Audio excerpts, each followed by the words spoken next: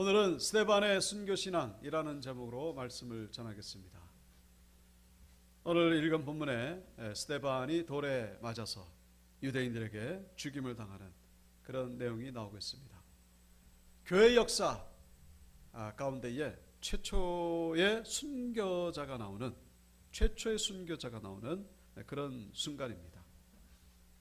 안타깝지만은 또 동시에 영광된 그런 순간이 아닐 수가 없습니다.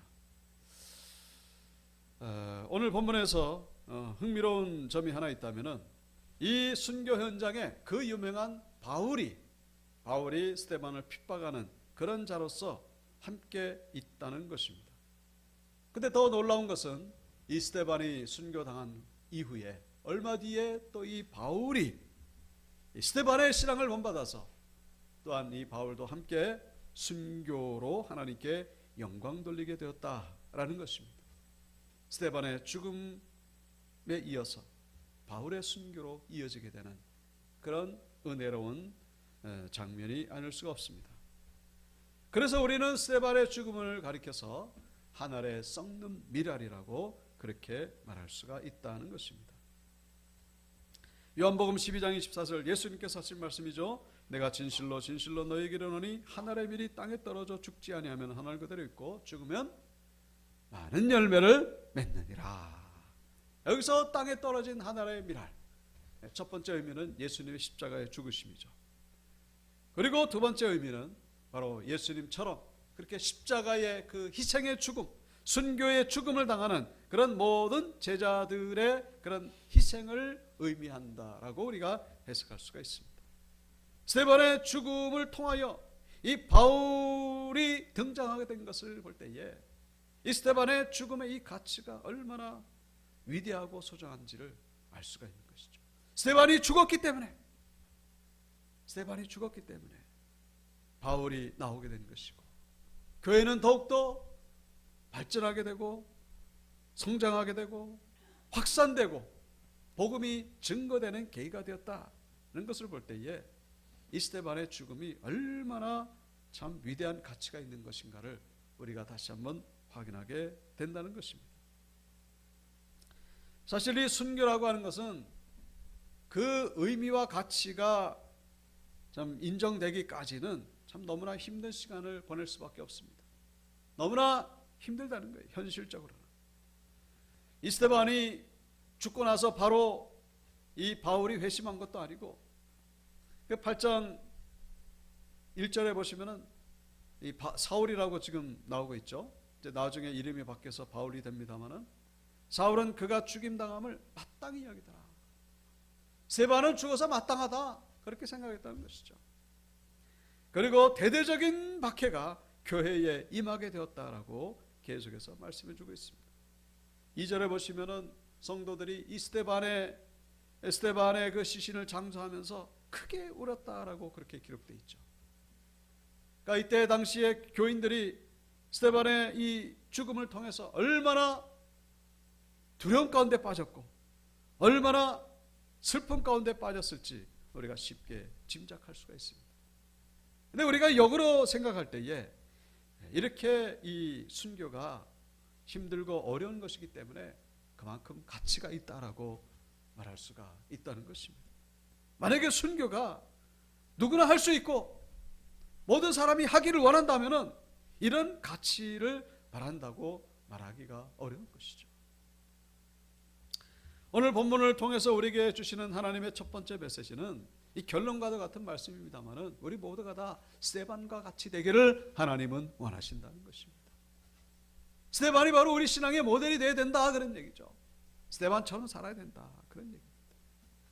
다시 한번 이 스데반을 통해서 우리 자신을 돌아보시고, 그래서 이 스데반의 순교신앙, 이 부활신앙을 가지고 우리에게 주신 사명 온전히 감당하시고 이 부활신앙을 가지고 승리하시는 우리 온유교회 권속들 다 되시기를 주의 이름으로 축원드립니다. 우리가 지난 시간에 이 스데반의 설교를 우리가 함께 묵상했었죠. 그래서 공회에 붙잡혀온 이 스데반이 유대인들 앞에서 이스라엘 역사를 쭉 얘기를 하면서 하나님께서 이스라엘에게 베푸신 은혜가 얼마나 큰지를 설명하면서 그럼에도 불구하고 이 이스라엘 백성들은 하나님의 은혜에 감사하기는커녕 하나님의 그 은혜와 뜻을 저버리고 성전을 중심으로 욕심을 채우기에 급급하고, 심지어는 하나님이 원하신 메시아를 십자가에 못 박아 죽였지만은, 그러나 하나님께서는 그 메시아를 다시 3일 만에 살리셨다고 예수님의 부활을 설교하는 가운데에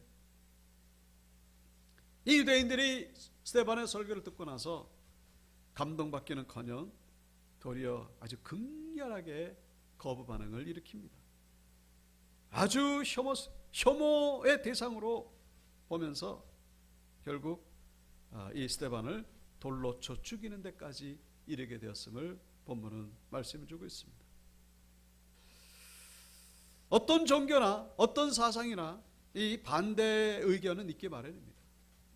그래서 이 참 어려움을 겪을 수 있고 또 반대 세력의 그 핍박을 겪을 수 있습니다만, 그러나 늘 말씀드립니다만 이 기독교 역사만큼 순교자들이 많은 그런 종교가 없다는 것을 우리는 늘 기억하셔야 된다는 것이죠. 기독교만큼 피를 흘린 종교가 없다는 것입니다.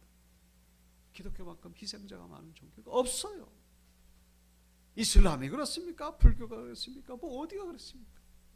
거기도 뭐 나름대로 찾아보면 있겠죠.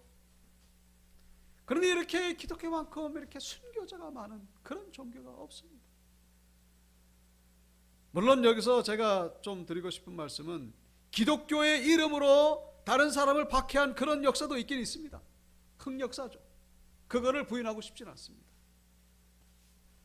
예를 들면은 이 유대인들에 대한 이 기독교인의 박해가 이 1100년경에 십자군 전쟁 때 이루어졌습니다. 그때 예루살렘이 이슬람에 점령당한 적이 있었는데 그 예루살렘을 다시 탈환한다는 명목하에서 일어난 전쟁이 십자군 전쟁인데, 예루살렘 다시 탈환하러 가다가 그 와중에 유대인들을 얼마나 박해했는지, 엄청나게 많은 유대인들이, 그때 이제 이 기독교인들은 이제 권세를 잡았으니까 그때 예수를 죽인 자들이 바로 너희들이지, 그러면서 유대인들을 엄청나게 박해를 했습니다. 그래서 지금 이스라엘에 가보면요, 이스라엘 사람들이 기독교를 아주 싫어합니다. 아주 싫어합니다. 그 결정적인 계기가 바로 이 십자군 전쟁 때 있었던 유대인들의 박해였다라고 모든 사람들이 이구동성으로 얘기를 합니다. 물론 다른 이유도 있겠습니다. 그래서 이스라엘에는 그 어느 나라에서도 볼 수 있는 엠블런스의 그 빨간 십자가, 이 빨간 십자가가 바로 십자가를 상징한다라고 그런 명목하에 다른 부호로, 다른 상징으로 바꿨습니다. 우리가 덧셈, 뺄셈, 곱셈, 나눗셈에서 그 덧셈, 그 더하기, 그것도 십자가를 그 연상시킨다 해가지고 이 플러스 그 기호 대신에 우리 한글의 그 모음의 오자를 가지고 이 더하기를 대신하고 있습니다. 그럴 정도로 아주 기독교를 아주 극렬하게 싫어하고 있습니다. 1600년경에 그 스페인에서 남미를 정복하던 때가 있었습니다. 근데 가톨릭의 이름으로 이 남미 원주민들을 또 얼마나 많이 학살을 했는지 참 부끄럽기 그지없는 그런 역사죠. 같은 1600년경에 또 유럽에서는 이 종교재판, 이 가톨릭의 이름으로 또 종교재판이 얼마나 또 많이 일어나가지고 얼마나 또 많은 사람들이 죽었는지, 여러분 기독교의 이름으로 박해한 경우도 많이 있음을 결코 부인할 수가 없습니다. 흑역사죠.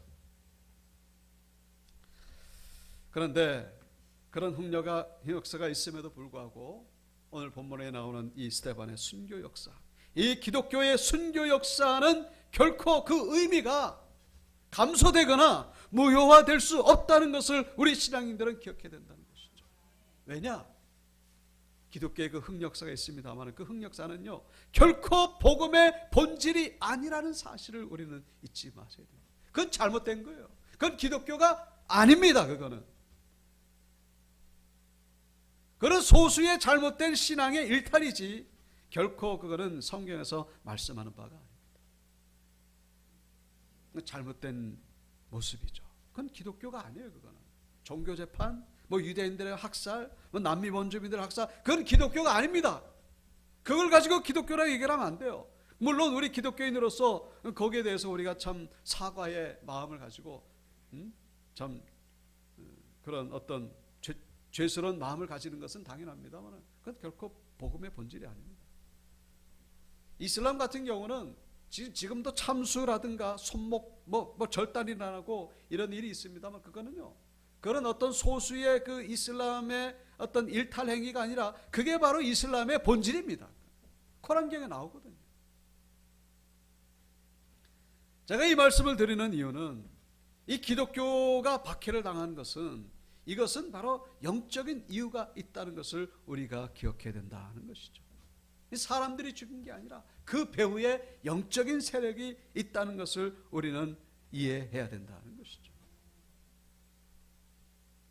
이 사탄이 이 기독교의 복음을 아주 싫어합니다. 사탄이 싫어하는 거예요. 여러분, 기독교의 복음의 본질이 무엇입니까? 두 단어죠. 십자가와 부활입니다.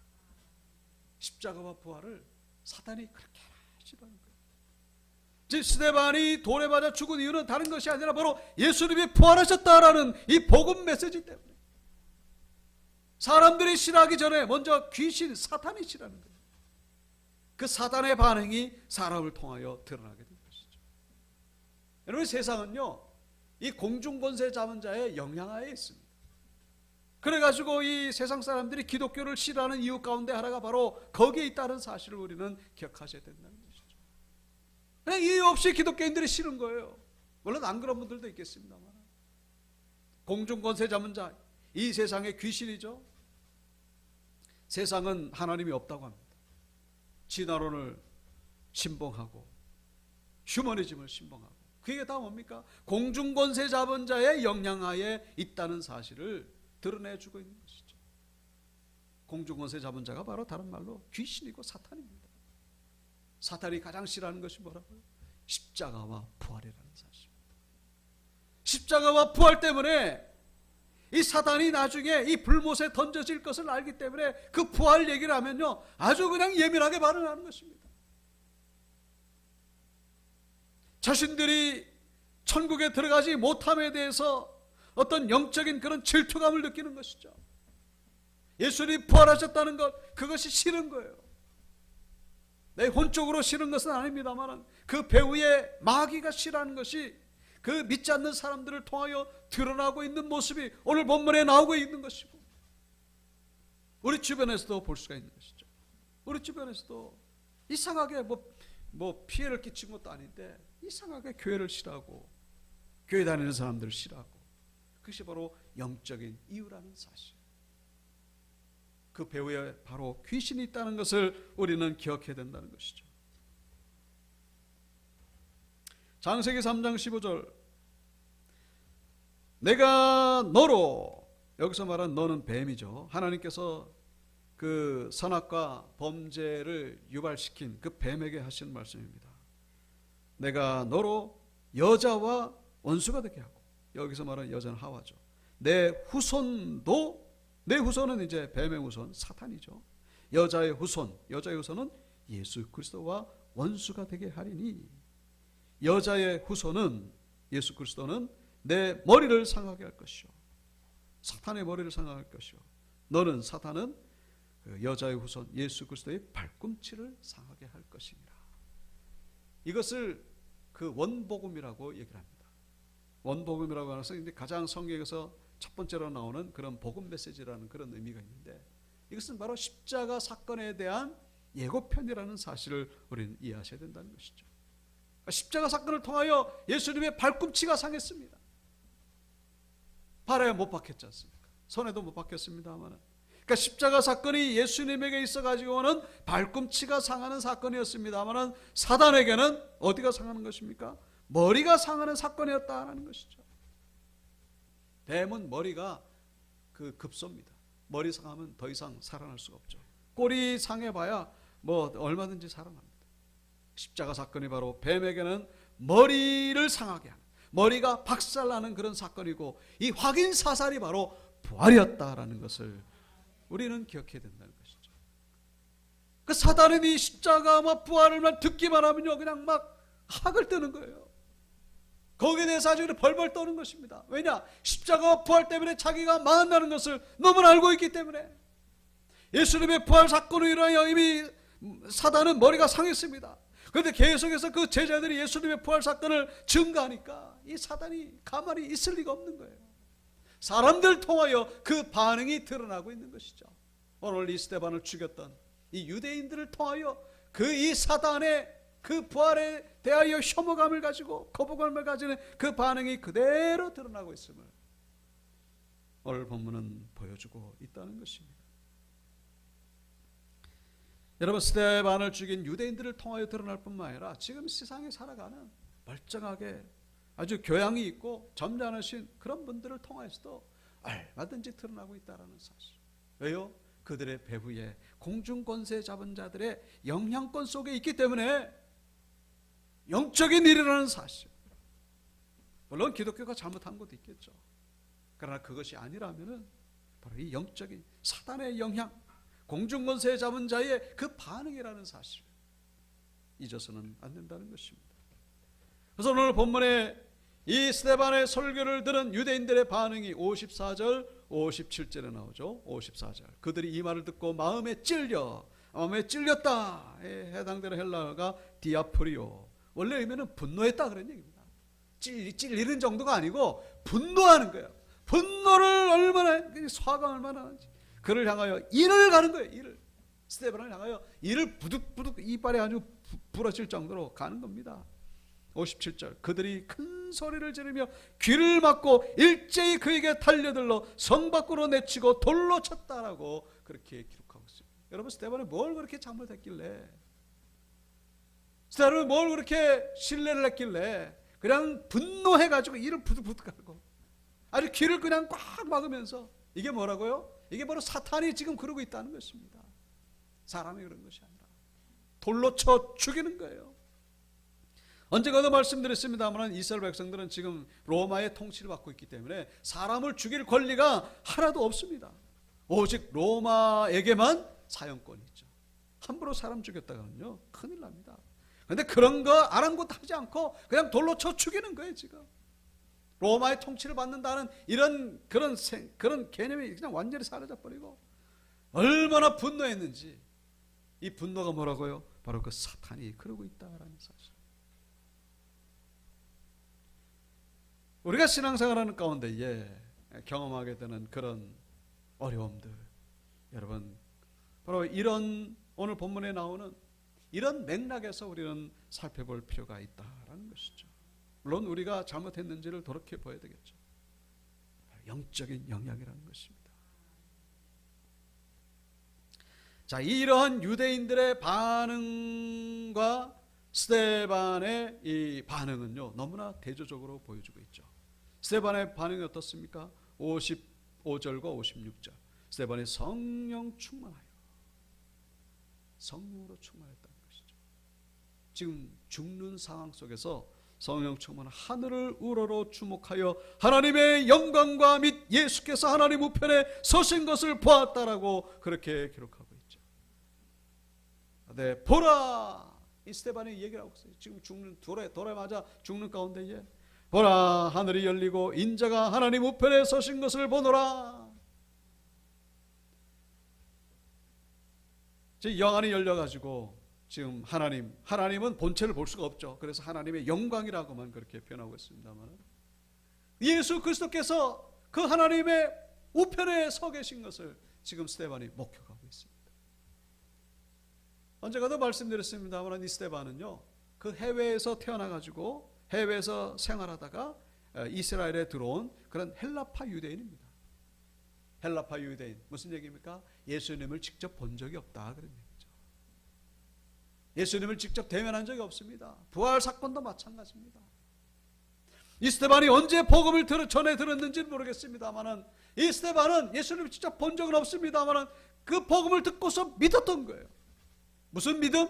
부활에 대한 믿음을 가졌다는 것입니다. 믿음을 가지고 이 순교의 자리까지 나아갔던 자가 바로 스데반이었는데, 바로 이 순교의 현장에서 바로 그 부활의 주님을 직접 목격하게 되었음을 우리에게 말씀해 주고 있습니다. 신앙이라고 하는 것은 보고 믿는 것이 아니라 뭡니까? 믿고 보는 것이다. 한번 따라 보실까요? 보고 믿는 것이 아니라 믿고 보는 것이다. 여러분, 스데반은요 보고 믿은 게 아니에요. 예수님을 보고 믿은 것이 아니라 부활신앙을 믿음 가운데에 예수님을 보게 되었음을 우리에게 말씀해 주는 것이죠. 신학이라고 하는 것은 뭐라고요? 보고 믿는 것이 아니고, 보면 누가 못 믿겠습니까? 그건 믿는 게 아니죠. 그건 아는 거죠. 믿음이라고 하는 것은 안 봤지만 이 눈에 아무 증거 아니 배워도 믿음만을 가지고서 늘 걸으며, 여러분, 그래서 믿음이 소중한 것입니다. 그래서 그 믿음에 대한 상급이 크다라는 사실입니다. 못 봤기 때문에, 내가 증거를 내가 내 손에 쥐지 못했기 때문에, 그럼에도 불구하고 믿기 때문에 그 믿음이 소중하다라는 사실.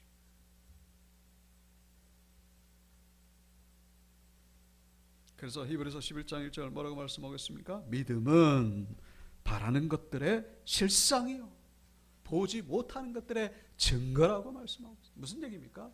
믿음을 가지고 나가면은 그 바라는 것들이 있게 되는 것을 경험하게 된다, 그런 얘기죠. 실존하는 것을 체험하게 된다, 그런 얘기예요. 보지 못하는 것들이 아이 정말로 정말이구나, 증거를 경험하게, 체험하게 된다, 그런 얘기죠. 이 스데반은 예수님 직접 본 적은 없습니다만 믿음이 있었어요. 정말로 예수님 부활하셨구나, 예수님 정말 하나님의 아들이시구나, 그 믿음을 가지고 이 순교의 자리까지 나아가는 가운데 하나님이 직접 나타나시고 보여주셨다라는 사실, 이 동일한 은혜가 우리 모두에게 임하게 되를 주 이름으로 축원드립니다. 믿음 가지고 나가면은 체험하게 된다라는 사실입니다.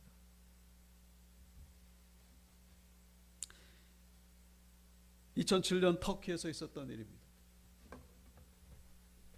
말라티아라고 하는 도시에서 이 성경 배포 그리고 문서 사역을 하는 기독교 출판사에 5명의 터키 청년들이 들어오게 됩니다. 터키는 공식적으로 종교의 자유가 있는 곳이기 때문에 이제 이런 출판사가 세워질 수 있는 것이죠. 하지만 종교의 자유는 있습니다만 무슬림이 99%예요. 기독교인은 거의 없습니다. 이 전도하기가 참 어려운 그런 것이죠. 터키가 그런 것입니다.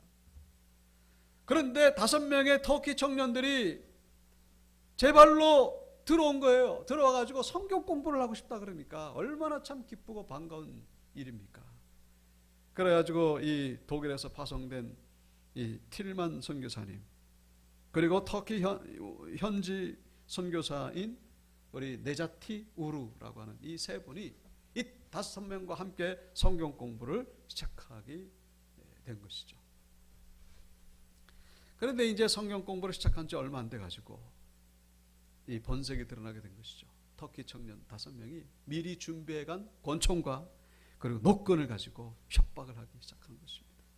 그러니까 이 사람들이 성경 공부하러 온 게 아니라 이제 이분들을 협박하러 온 거예요. 이제 죽이러 온 것이죠, 말하자면. 무슬림으로 개종해라. 개종하지 않으면 죽이겠다. 그런데 이분들이 개종을 합니까? 개종을 안 하니까 이제 노끈에 묶어가지고 의자에 완전히 묶은 다음에 그때부터 고문을 하기 시작합니다. 오전 10시부터 점심 12시 한 두어 시간을 고문을 하는데 말로 참 표현하기 참 민망할 정도로 코를 잘라내고 귀를 잘라내고 손가락을 잘라내고 발가락을 잘라내고 여러 총으로 딱 쏴 죽여가지고 그냥 참수하면 얼마나 좋겠습니까? 하면은 이 참수를 하는데도 그냥 그 빵칼을 가지고 잘랐다고 그래요. 그러면서 이 배를 갈라가지고 거기서 창자를 끄집어내가지고 그 지금 아직 살아있는 선교사님들 다 보는 그 앞에서 창자를 끄집어내가지고 그 도마 위에서 이렇게 잘랐다는 거죠. 피투성이 안 하고. 그럼에도 불구하고 결코 배교하지 않았죠. 그래서 결국 한 12시 정도 넘어가지고 이제 출판사 직원이 이 방문하는 바람에 이 만행이 스톱되었고, 그래서 경찰을 불러가지고 결국 5명이 체포되고, 그래서 경찰이 들어왔을 때는 이 선교사님 3분은 다 돌아가셨죠. 그래서 이 사건을 해가지고, 그래서 사람이 그냥 3명 죽은 게 그냥 죽은 게 아니라 너무나 끔찍하게 경찰들도 들어가가지고 아주 그냥 아연실색이죠. 정말로 참담하기 그지없는 그런 장면 속에서 말을 못합니다. 터키가 발칵 뒤집어지고 전 세계가 벌컥 뒤집어졌습니다. 어떻게 이런 일이 있을 수 있는가? 그래서 나중에 이제 오른쪽 사진에 보면은 이제 그 터키에 얼마 되지 않는 기독교인들이 현수막을 들고 나온 것이죠. 현수막에 보면은 우리가 바로 그리스도인들이다. 우리도 죽여라. 그러면서 이제 시위를 하는 데까지 이르게 되었습니다만은 여러분 그 2시간 동안 그 고문을 이겨낸다는 것이 이게 보통 일이겠습니까? 어떻게 보면 오늘 본문에 나온 스데반보다 더 힘든 일이 아니었을까? 칼로 잘라내는데 그게 딱 죽으면 얼마나 좋겠습니까? 차라리 죽는 것이 더 나을 정도의 그런 끔찍한 고문이죠. 여러분 이 고문을 이겨낼 수 있었던 힘이 어디서 나온 것입니까? 예수님께서 붙잡아 주셨기 때문이고, 여러분 순교당할 때 나 과연 할 수 있을까요? 저도 사실은 할 자신이 없어요. 그런데 기억하시길 바랍니다. 순교할 때는요 예수님께서 힘을 주신다라는 사실. 미국의 그 유명한 부흥사 무디 목사님에게 어떤 기자가 물었다고 하죠. 순교할 자신 있습니까? 그랬더니 무디가 그렇게 대답했다고 합니다. 저는 자신 없습니다. 하지만 제가 순교를 당할 때 예수님께서 저에게 용기를 주시고 힘을 주실 줄로 믿습니다. 지금은 자신 없지만은 순교당하는 그 순간에는 하나님이 힘을 주실 줄로 믿습니다. 여러분 이 세 분의 선교사님들이 순교할 수 있었던 첫 번째 비결은 바로 예수님이 붙잡아 주셨기 때문이고, 두 번째는 바로 부활신앙 때문이라는 사실을 기억하시기를 주 이름으로 축원드립니다. 부활신앙이죠. 부활신앙이 없다면 그럼 과연 이 고문을 이겨낼 수 어떻게 이겨내겠습니까? 그냥 신념이라면요, 물론 공산주의 신념 가진 사람들도 참 독하다고 얘기를 합니다만은 공산주의 이런 순교의 역사는 없죠. 기독교 순교자들은 다 이렇게 돌아가셨다는 거예요. 여러분 그 힘이 어디에 있습니까? 예수님께서 붙잡아 주셨기 때문이고 부활에 대한 신앙 때문에 이겨낼 수 있었다라는 사실.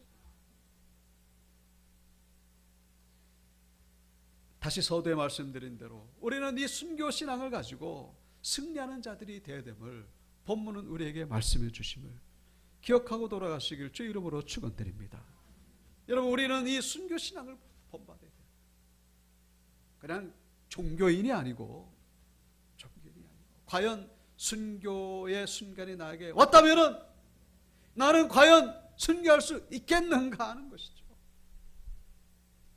여러분 신앙이라고 하는 것은 그냥 취미생활이 아니죠. 문화생활이 아니고 그냥 종교가 아니고 여기 영원한 죽음이냐 영원한 생명이냐.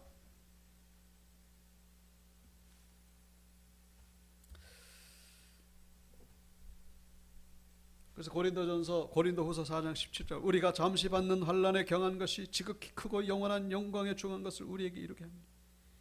이거 누가 한 말이에요? 오늘 본문에 이 등장하는 바울이 한 말.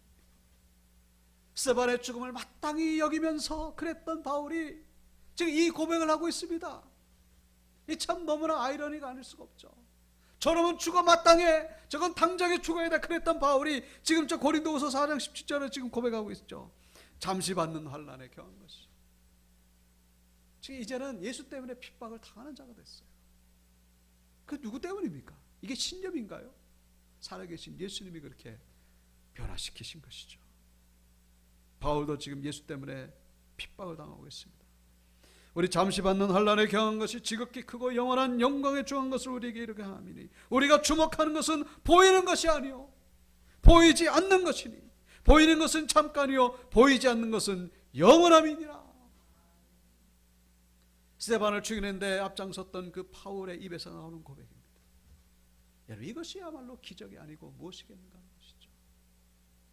여러분 우리 신앙인들에게 부활이 없다면, 천국의 소망이 없다면 도대체 이 신앙이라고 하는 것이 우리가 믿을 가치가 어디에 있겠습니까? 하나도 없죠.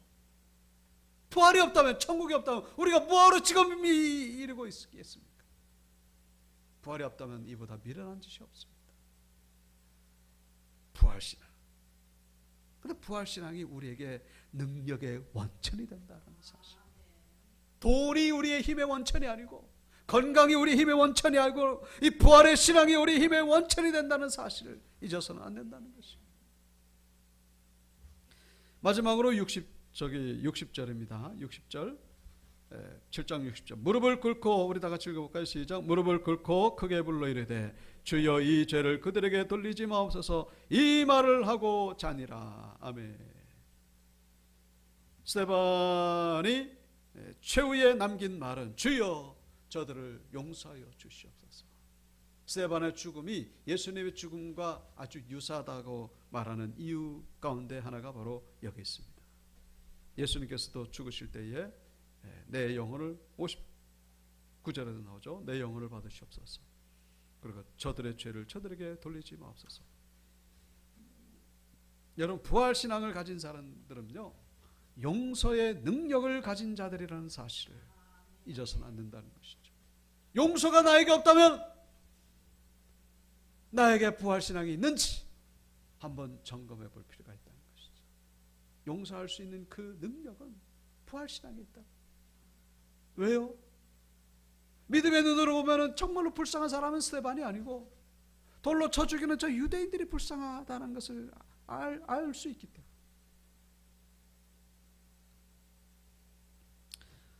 좀 전에 말씀드린 이 순교당한 터키 선교사 세 분들 가운데 저 독일 틸만 선교사님의 부인 되시는 수산나 선교사, 저 가족이죠. 틸만 선교사님의 가족. 오른쪽에 있는 분이 바로 부인 수산나 선교사. 저분이 그 터키 수도 앙카라, 그 앙카라의 그 TV 방송에서 그 기자회견을 한 적이 있습니다. 아무래도 엄청난 사건이니까. 그때 이분이 그렇게 고백을 했습니다. 저들을 용서합니다. 왜냐하면 저들은 저들이 한 일이 무엇인지 모르기 때문입니다. 여러분 이것은요 그 안에 저분 안에 있는 성령님이 하신 말씀인 줄로 믿습니다. 사람이 한 말이 아니라. 그래서 이 인터뷰가 나가고 나서 그 터키 그 일간지의 한 칼럼에 그런 글이 실렸다고 합니다. 지난 1000년 동안 1000명의 선교사가 하지 못한 일을 한 문장으로 해냈다. 왜냐하면요 이 터키 그 아랍 사람들, 무슬림 사람들은 눈에는 눈, 손에는 손, 칼에는 칼, 이 보복이 당연하다고 생각하는데 저런 끔찍한 사건을 겪었음에도 불구하고 용서한다는 말이 이해가 안 되는 거예요. 너무나 충격입니다. 어떻게 저 사건 속에서 용서한다는 말을 할 수 있을까? 그래서 지금 저런 칼럼이 나오게 된 것이죠. 1000년 동안 1000명의 선교사가 할 수 없는 일을 한 문장으로 해결했다. 여러분의 신앙의 힘은 바로 용서의 힘이라는 사실. 용서의 힘. 아직도 터키의 복음화는요 갈 길이 멉니다. 하지만 저 사건을 통해서 이 순교와 용서를 통하여 기독교 신앙이 무엇인지를 아주 분명하게 보여준 그런 사건이라는 것을 볼 때에 너무나 가치, 너무나 소중한 그런 순교의 사건이라고 말할 수 있습니다. 여러분 기독교 핍박은요 지금도 계속해서 일어나고 있습니다. 인도의 힌두교에 의한 핍박.